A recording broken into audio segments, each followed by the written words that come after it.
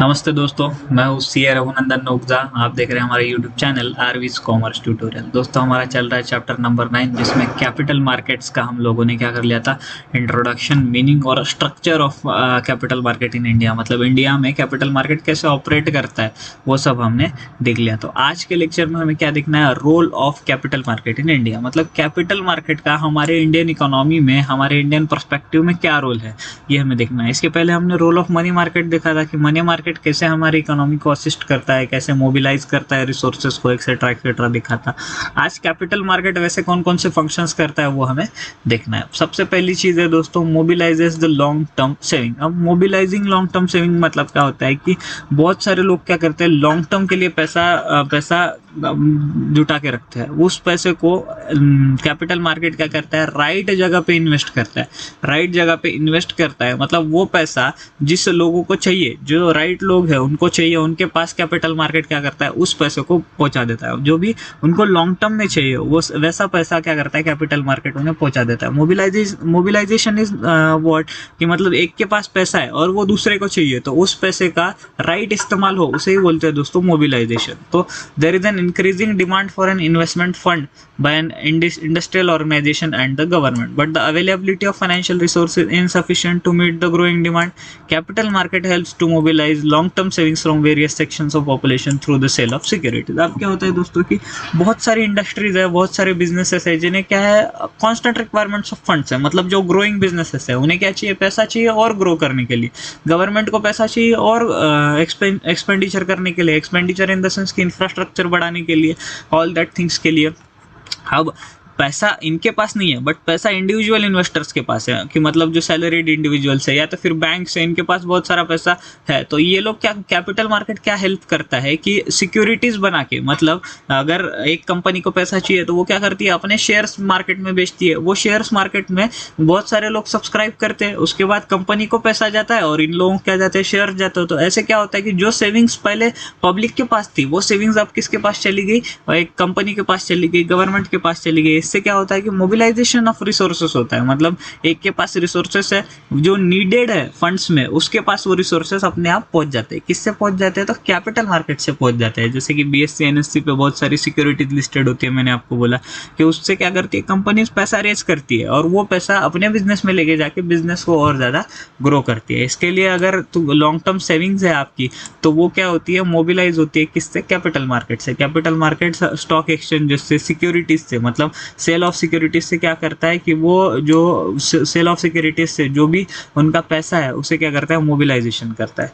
फिर उसके बाद है दोस्तों, नेक्स्ट है प्रोवाइड्स इक्विटी कैपिटल। अब इक्विटी कैपिटल मैंने आपको पिछले लेक्चर में याद आ रहा होगा तो बताया था कि दो तरह के कैपिटल्स होते हैं, एक इक्विटी होता है, एक डेट होता है। मतलब दो तरीके से कंपनीज क्या करती है, पैसा रेज करती है।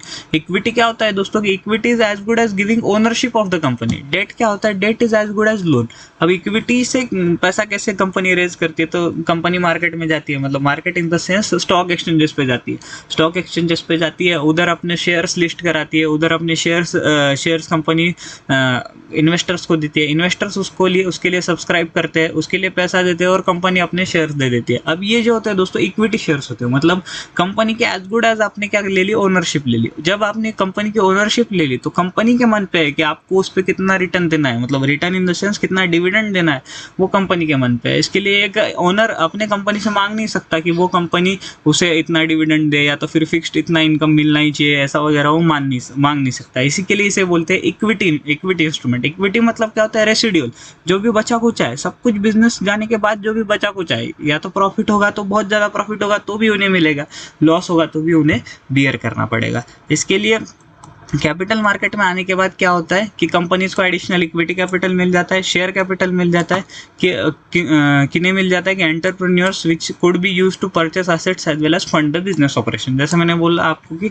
ये पैसा फिर बिजनेसमैन किस में यूज़ करता है, तो अपने बिजनेस को बढ़ाने के लिए ये पैसा जो है वो बिजनेसमैन यूज़ कर देता है। फिर उसके बाद है दोस्तों, तीसरा रोल है ऑपरेशनल इफिशियंसी का। Capital markets help to achieve operational efficiency by lowering the transaction cost, simplifying the transaction procedure, lowering the settlement timing. अब क्या होता है दोस्तों कि हमें बोलने में तो ये चीज़ बहुत सिंपल लग रही है कि कंपनी मार्केट में जाती है, कंपनी सेल करती है किसको, अपने अपने जो सिक्योरिटीज़ है वो सेल करती है पब्लिक को, और फिर पब्लिक उसको क्या करती है, सब्सक्राइब करती है।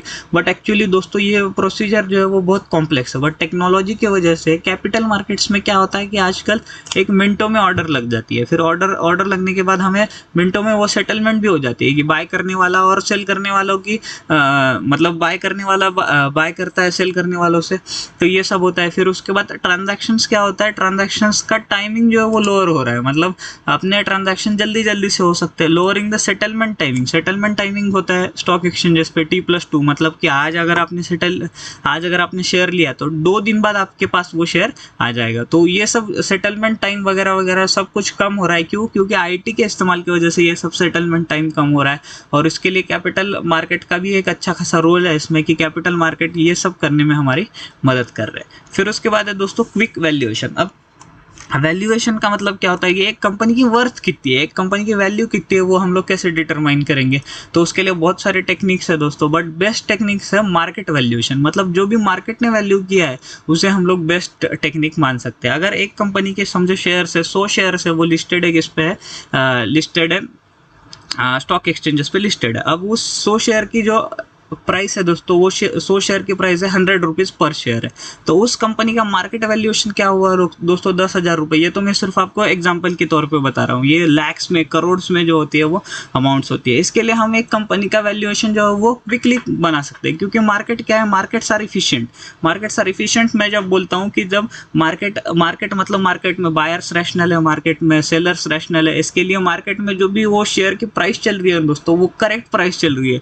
क्योंकि जब भी कभी वो प्राइस बढ़ती है तो मार्केट में करेक्शन आती है, जब कम होती है तो वो प्राइस बढ़ जाती है कि अप्रोप्रिएट लेवल पे वो प्राइस चली जाती है। तो इसके लिए क्विक वैल्यूएशन करने के लिए हमें किसकी मदद होती है, कैपिटल मार्केट्स की मदद होती है। फिर उसके बाद integration, capital markets lead to integration among real and financial sector, equity and debt instrument, government and public sector, domestic and external funds। अब एक एक को समझते हैं हम लोग। रियल एंड फाइनेंशियल सेक्टर मतलब क्या होता है कि रियल सेक्टर्स मतलब क्या कि बिजनेसेस को फंड्स चाहिए, तो वो लोग फाइनेंशियल सेक्टर्स में आते हैं। तो इन दोनों का इंटीग्रेशन किससे होता है, कैपिटल मार्केट से होता है। फिर उसके बाद इक्विटी एंड डेट इंस्ट्रूमेंट्स, मतलब एक कंपनी अपना इक्विटी भी इशू करती है और डेट भी इशू करती है, इन दोनों के कॉम्बिनेशन से वो क्या करती है, फंड्स रेज करती है।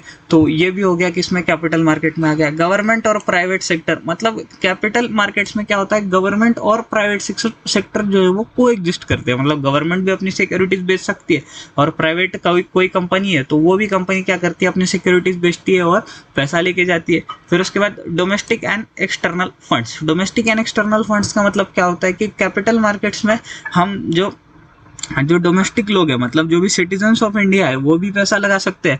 और उसके बाद एक्सटर्नल फंड्स के जरिए भी क्या हो सकता है, एक्सटर्नल फंड्स के जरिए भी हम लोग पैसा ले सकते हैं। तो ये था दोस्तों role of capital market in India, जिसमें हम लोगों ने 5 चीज़ें देखी। सबसे पहले था mobilisation of long term savings, मतलब जो लॉन्ग टर्म सेविंग्स है वो राइट आदमी के पास कैसे जाएगी, कैपिटल मार्केट देखता है।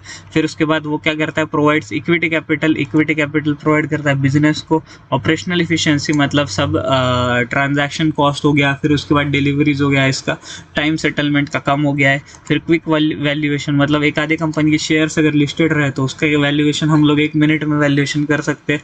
फिर उसके बाद इंटीग्रेशन, मतलब क्या कि सभी फैक्टर्स को साथ में लाने का काम कौन करता है, तो कैपिटल मार्केट्स करता है।